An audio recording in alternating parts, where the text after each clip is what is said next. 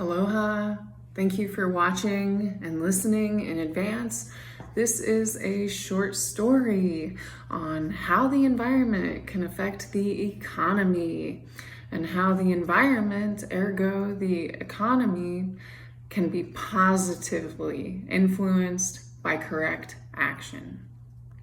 And everyone is invited to suspend the idea that being a steward of the environment is attached to one political party or the other.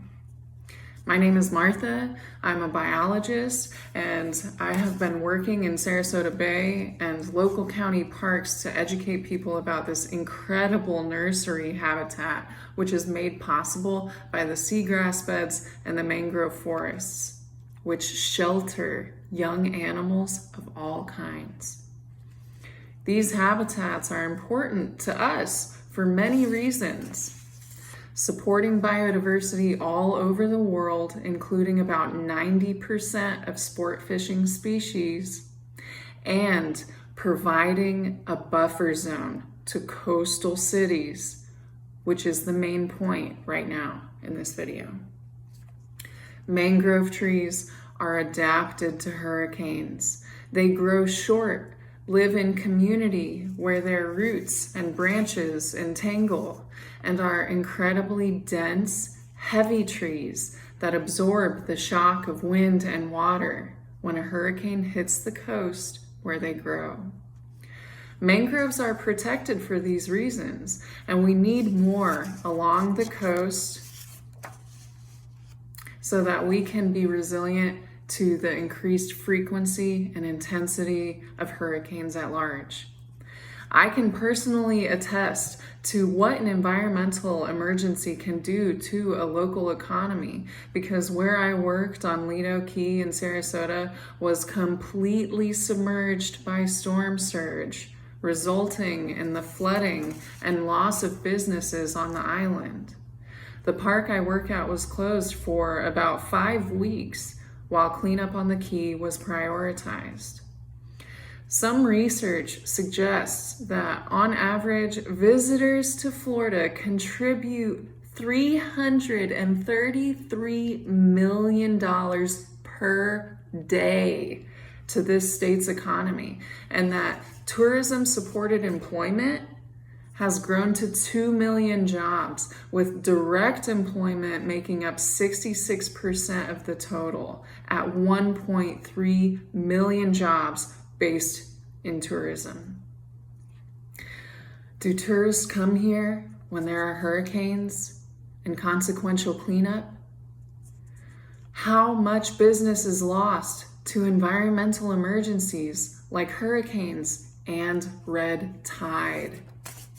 And finally, do you think many businesses are hiring full-time when they are actively cutting their costs because of decreased tourism and lack of business in the area? Although the stoplights are working now and many of the main roads are cleaned, and sunken ships in the bay are finally being pulled up by barges, many of us who live here and have work that depends on tourism are still having a difficult time catching up economically. Personally, I am closing the storefront of Light Diamond Creative, which was made possible by my work as an eco tour guide. Previous aid from FEMA, Seasons of Sharing, friends and family has kept me from getting kicked out, evicted by my landlord after the hurricanes. Thank you, by the way. Thank you so much. I continue to look for stable work in my field that will support my needs, which are $3,000 per month minimum here in the state of Florida, as a minimalist. But the economy has been struck by these sequential hurricanes, and the world keeps turning with the demands of bills, gas, and groceries. For all of this, I ask you to please consider donating to the GoFundMe I've created to support my needs until I am able to secure consistent work in my field. And I beg that we all consider enhancing mangrove forests along the coast where they grow for their natural protective properties. I beg that we stop cutting down trees at large and incorporate more green space and less concrete into all of our cities so that we can renew the atmosphere that protects us from solar radiation and increase storm frequency and intensity like we saw this summer, this hurricane season.